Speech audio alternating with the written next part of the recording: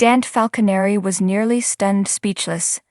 The General Hospital recap for Tuesday, November 28, 2023, features Dante and Sunny getting the inside scoop on what happened to Austin.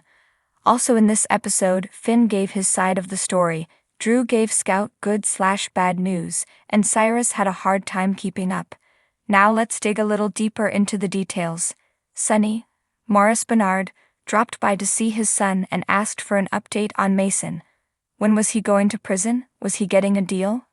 Dante, Dominic Zamprogna, couldn't confirm nor deny but reminded Sunny that Mason was a small fish.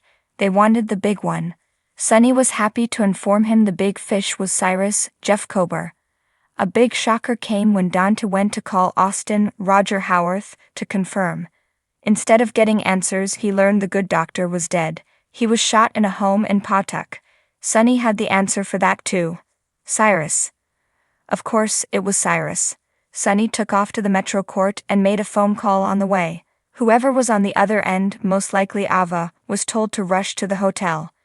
Dante went straight to the station where he met Detective Briscoe to go over the murder. Speaking of Cyrus, Laura, Jenny Francis, and Alexis, Nancy Lee Gran, turned up at his new workplace, the Port Charles Grill, unknowingly. They discussed all things Esmond, Spencer, Anna, and Charlotte. The ladies finally noticed Cyrus when he dropped a tray and was reamed out by his boss. While he picked up all the broken glass and cleaned up his mess, Laura and Alexis watched on. Does the restaurant know who exactly they hired? Also out to lunch were Sam, Kelly Monaco, and Scout. She took the kiddo to the Metro Court to see Drew Cameron Matheson. The little girl interviewed her recently freed daddy about his job, and he happily told her about Aurora. Once that little project was done, Drew dropped good news. His new client was the head of the fancy schmancy private school Westwood Academy, and they have a spot ready for Scout. Yay. Scout was clearly apprehensive but agreed to go. However, once at home, Scout pouted about the swap and told her mom she didn't want to switch schools. Meanwhile, over at GH, Liz, Rebecca Herbst, and Portia Burkcare wondered where in the world Austin was. It wasn't like him to simply not show up to work. Liz tried to call and text to no avail. Even going to his apartment didn't heed any good news. He wasn't around and nowhere to be found. Oh, if they only knew. Liz took a break from the incessant calling to check on Finn, Michael Easton. He was in quite a state over needing his treatment plans approved, and once again wondered if he did fail his patient.